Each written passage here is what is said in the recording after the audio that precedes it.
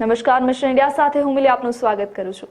તો વાત કરીએ અમરેલી જિલ્લાના બગસરા તેમજ આજુબાજુના ગ્રામ્ય વિસ્તારમાં ગત રાત્રિના સમય સારો વરસાદ વરસ્યો છે, જેના કારણે વિસ્તારમાં લોકોમાં ખુશીનો માહોલ જોવા મળ્યો છે। અમરેલી જિલ્લાના બગસરા તેમજ આજુબાજુના ગ્રામ્ય વિસ્તારોમાં ગત રાત્રિમાં સારો એવો વરસાદ વરસતા સમગ્ર વિસ્તારમાં લોકોમાં હરખની હેલી જોવા મળી છે।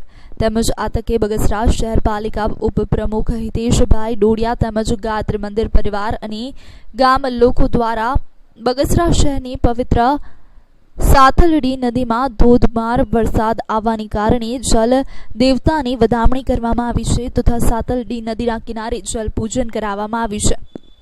બગસરા મુજિયાસર ડેમ જેની અંદર આજે 16 ફૂટથી સપાટીની પાણી આવતા લોકોમાં આનંદ જોવા મળ્યો છે।